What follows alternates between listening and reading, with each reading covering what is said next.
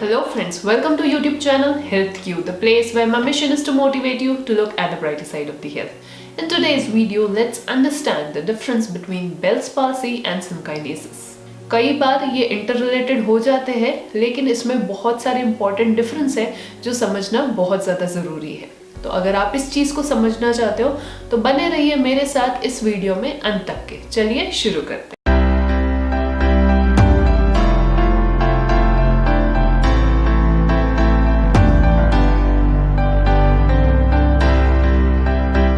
Friends, Bell's palsy or else the facial paralysis that happens due to the damage to the 7th cranial nerve mostly gets recovered on its own in 90+% of people. But there are few people who suffer from one of the most devastating complication of Bell's palsy, and that is synkinesis. That's make you understand that Bell's palsy and synkinesis, even though are interrelated, but these two problems are very different. Bell's palsy is a problem or else a damage that happens to the nerve. It is a condition which can be treated with the help of medicines. But synkinesis is not a problem that can be treated with the help of medicines because it's not a disease. Synkinesis is a side effect of Bell's palsy, and moreover the overcontraction that happens during Bell's palsy. Some of the key difference between synkinesis and Bell's palsy are like this. First, Bell's palsy happens due to damage to the 7th cranial nerve. Synkinesis happens due to the miswiring, or else you can say the habit that the brain develops due to constant voluntary effort that your face makes while your face is paralyzed. So there is no physical damage that happens to any of the nerve in synkinesis. But yes, synkinesis definitely happens due to some damage that happens to the facial nerve. The second difference between Bell's palsy and synkinesis is that a viral infection or else a damage or else trauma to the 7th cranial nerve, brain tumor, all these conditions can lead to Bell's palsy or else facial paralysis. But synkinesis, if never happens because of Bell's palsy, then if it appears randomly, then it is not synkinesis. Then it would be called as hemifacial spasm issue, or else sometimes also called as dystonia. This is absolutely different condition and happens due to different reason. So it's very important to identify that if you are facing any kind of synkinetic changes on the face, is it related to your facial paralysis or something else?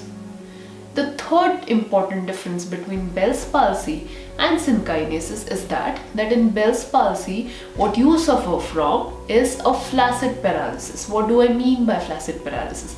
Flaccid paralysis is that one side of the face becomes very floppy and paralyzed. There is no power in this muscle, and that's why muscles lack contractions. At the same time, when it comes to synkinesis, even though the muscles are weak, more than weakness, the problem is overactivity of the muscles, which means if you are trying to smile, only this muscle is supposed to work. But at the same time, whenever you try to smile, other muscles on the face like around the eyes, around the forehead or around the chin start contracting at the same time. This overcontraction does not allow the right movement to happen completely. And that's the biggest difference between Bell's palsy and synkinesis. Fourth difference. If you see images of a person suffering from Bell's palsy and a person suffering from synkinesis, you can very clearly observe that even though the droop is there would be a lot of tension, a lot of spasm and tightness visible on the face to an extent that the skin will become a little bit more shinier on that side. It will lack wrinkles, it will become more tight. That is the sign of synkinesis. On the contrary, when it is related to Bell's palsy, the entire face will be drooped, would be seen falling down towards the gravity. You won't see any sort of tension, instead you will see floppiness on the face. That's a very big difference when it comes to Bell's palsy and synkinesis. The next difference between Bell's palsy and synkinesis is that Bell's palsy usually gradually recovers on its own by its natural way just by taking two important medicines, and that are corticosteroids and antiviral drugs, which are prescribed by your doctors. By taking those medicine and just avoiding extra movements on the face, taking adequate rest, in 3 months of time most of the patients start getting recovery and they recover. But synkinesis, since it's an habitual phenomena, this takes much more longer time to improve. That doesn't mean that it cannot be improved. The only thing is the time required for a synkinesis to resolve or else to reduce is much more higher than the time Bell's palsy takes. In Bell's palsy, mostly people start observing gradual contractions or else start feeling gradual contractions on their face.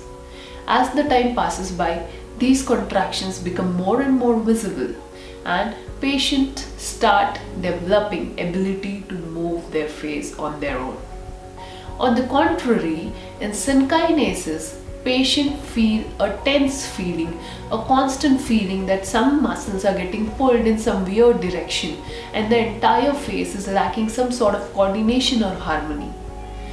When a patient suffering from synkinesis observe that he is not able to smile completely or he is not able to raise his eyebrows completely, most of the time it's not because of the weakness, but it's because of the contracture or else the spasm that are present on the face. Another difference between Bell's palsy and synkinesis is that both the condition, even though led people experience pain on the face, the reason why this pain happens is different.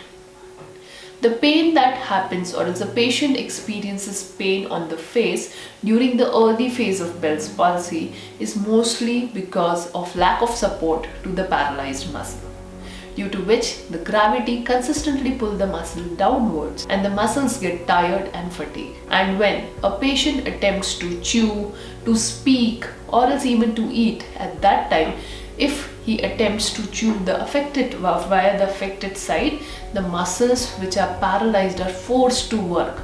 The muscles have got no power and they are forced to work, and that's why it leads to facial pain. On the contrary, in synkinesis, what happens is the muscle very easily go into spasm, into tightness, and that tightness leads to pain. So the pain reason in Bell's palsy and synkinesis is very different.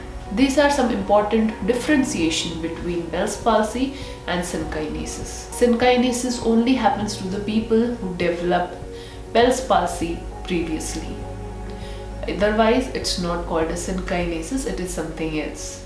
So, both the conditions are interrelated, but synkinesis in general needs to be treated very separately. It requires a very different approach of treatment or rehabilitation compared to the approach that is used for Bell's palsy management. Hence, I would highly recommend that if you observe that it's been more than 4 months or 3 months from your Bell's palsy episode, if you observe that whenever you are trying to do some facial movements which are even though incomplete, you observe some extra movement on the face, that means you have developed synkinesis. Synkinesis requires different set of treatment. So I would recommend to connect to a physiotherapist or else a specialist who is deeply working into facial paralysis management or else rehabilitation. They would understand the difference between it and they would be able to help you out in much more better way. On that note, I will end this video here and see you in another video where I'll try to give you more information about synkinesis. I hope you found this video helpful. If yes, make sure to like this video, share this video with your friends and family members, and do not forget to subscribe to HealthQ channel. I'll see you in another video.